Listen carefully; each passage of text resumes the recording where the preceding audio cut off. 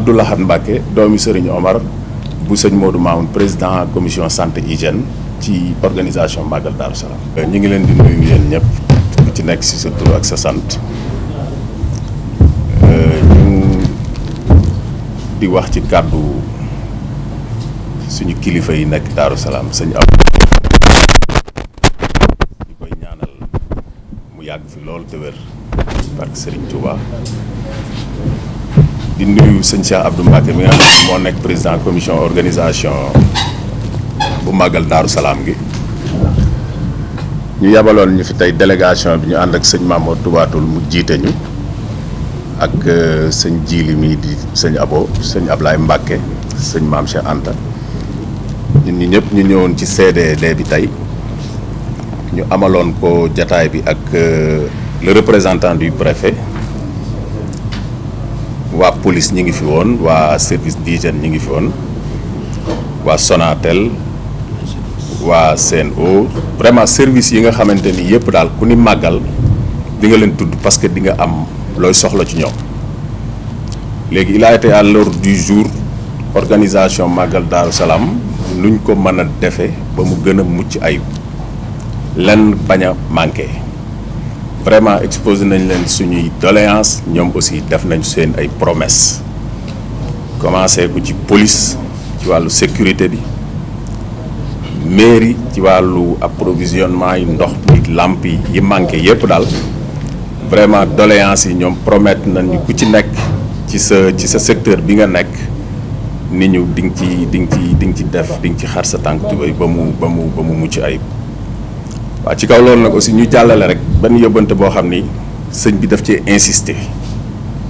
xam naa loolu nekkul affaire CDD mais loolu dañuy interpeller directement le chef de l'État le président de la République son excellence monsieur Macky Sall. Darou Salam soxla nañ tali bi nga xamante ni moo jóge ca raay ba jaar ci ran bi ba Touba loolu moom yóbbante la direct boo xam ni sëriñ bi moo ma ko yóbbante. soxla nañ tali aussi bi nga xamante ni moo relier armeel yi continuer ba ci boulevard bi ñuy wax ñetti poto pour mën a rejoindre Touba soxla nañ éclairage biir Darou Salam parce que Darou Salam dafa def ascension bu fulgurante ces derniers temps yi mujj yi nii ndax liggéeyu Maam Cheikh Anta fu nekk nit ñi daw nañ jóge fi mais boo xoolee ci biir sancaan yooyu insécurité totale moo fa am parce que amuñu ay lumière ndox mi ak siwu fa vraiment loolu mu nekkoon yóbbante particulier boo xamante ni kilifa gi moo ma ko waxoon ni ma naa ko jottali loolu directement ñu transmettre ko autorités yi nga xam ni ñoom ñoo ci war a saytu war cee taxaw kon mu nekkoon loo xam ni yóbbante la ak leneen lu ñu fi waxtaanee mu jëm ci CDD bi ak ci organisation Magal Darou Salam bi ñuy ñaan nag ku ci nekk promesse bi nga def rek nga tenir ko ndax màggal gi moom bu jagee ñun ñëpp la jagal. ndax liggéeyu Maam Cheikh Anta bi yaatu na ndax fi mu ne ku ni Touba Darou Salam nga ciy teg waaw loolu moom lu leer la kon nag ñu ngi leen di sant di leen gërëm di jégglu ci kàddu yi nga xam ne lu ci mat rek suñu borom la lu ci manqué wax dëgg yàlla suñu jëmb ju xeebu ji ñu leen sant di leen gërëm. salaamaaleykum wa rahmatulah. waaw loolu moom mbirum wér-gu-yaram gi ku ne xam na ni fi mu nekk nii dañoo nekk ci conceptu pandémie ci lañ nekk te it c'est pas évident waaye comme boo xoolee daaw Màggalu Darou Salam dañ koo def ci li ñuy wax sobriété totale suivre li nga xamante ni nii jamono boobu moo imposé woon ba woote wuñ ko dañ ne woon ku nekk nañ ko def waaye comme ñun aussi dañoo nekk ci ab république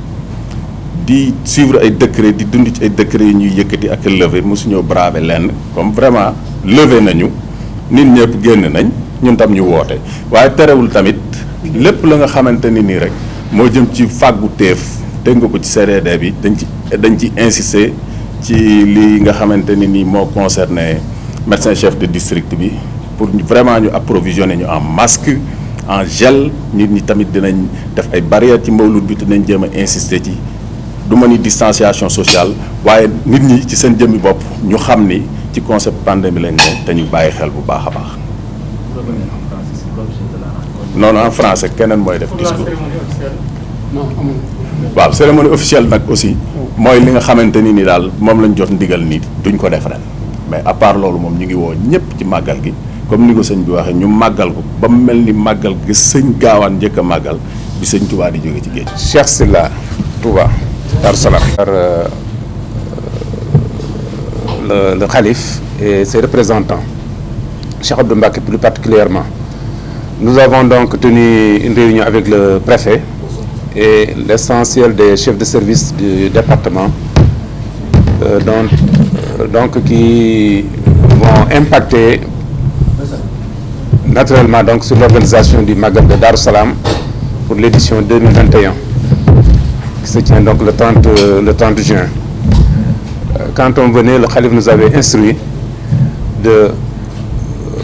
dire au préfet, représentant donc l'État, les doléances, n'est-ce pas, pour Darou Salam. En fait, Darou Salam, ce que Darou Salam représente pour la communauté mouride, je crois qu'il n'est plus question d'en parler, parce qu'on ne peut plus parler de Touba sans parler de Darou Salam. On n'a jamais parlé de Touba sans parler de Darou Salam. Mais il se trouve que donc Darou Salam était un peu laissé donc en rade par rapport aux réalisations qui doivent donc soutenir, n'est-ce pas, une vie saine, une vie probante donc pour une cité de sa classe. C'est bien que donc le khalife Serigne Abo nous avait dit de dire au préfet, n'est-ce pas, de remonter la doléance consécutive donc aux voies de dégagement de Darou Salam, notamment la voie qui doit partir donc de la mosquée vers ce qu'on appelle communément Trois Poteaux, mais aussi la voie qui jonche donc les rails pour relier Darou Salam à Touba, et aussi la voie qui sort de Mbacké passant par Gawane pour donc entrer à Darou Salam. Ce sont des voies principales qui doivent être faites et qui ont été l'objet de doléances depuis pratiquement des décennies.